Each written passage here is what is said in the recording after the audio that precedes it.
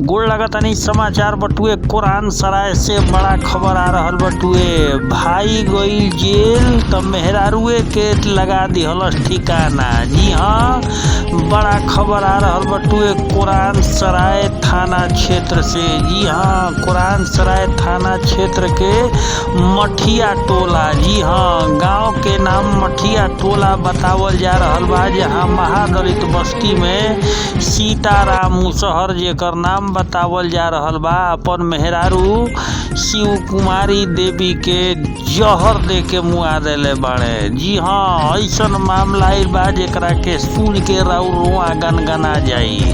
पूरा मामला जान ली। सीताराम मुसहर के दूगो लइकी बाड़े, जवन मेहरारू के मुअल बिया, एकरा देह से दूगो लइकी बिया।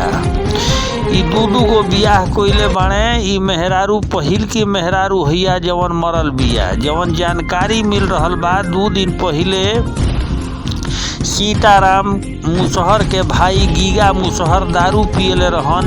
दारू पियला के हंगामा कइला पो शायद ई औरत जवन बाड़ी थाना थुनी के सूचना दे देली हा, जेकरा बाद थाना थुनी ध के इनका के जेल भेज दिलस। यही खीसी सीताराम मुसहर बाजार में गइल हन, संभवतः जहर आ दवाई कीन के ले आके अपन मेहरारू के जबरदस्ती पिया देले बाड़े। पियला के बाद छटपटाए लागल बाड़ी, अपना के खोजे लागल बाड़ी, लेकिन ई जवन सीताराम मुसहर बा शराब के निशा में धुत रहे। केहू हिम्मत ना जुटैल सा कि एकर विरोध कर पावे।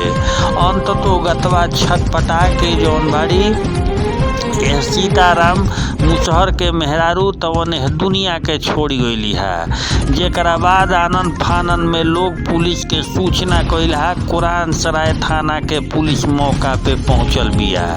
पहुंचला के बाद मुअल देह के अपना कब्जा में ले बिया। मिलल जानकारी के अनुसार जगह से जहर साथे साथे माने कीट पतंग मारे वाला दवाई भी स्थल से मिलल बटुए, जवना में अभी डिब्बा में आधा घोर के रखल बा, उहो पुलिस बरामद कइले बिया।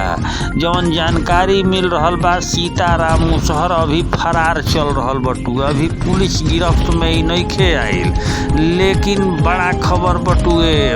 भाई के जेल गइला के बाद अपन मेहरारुए के जहर दे के मुआ देले बटुए। सीताराम मुसहर के मेहरारू जो दूसर की बाड़ी उ बतावत तारी कि हमनी के सामने ही जहर दे दल हने साहेब। शेयर करी दबा के।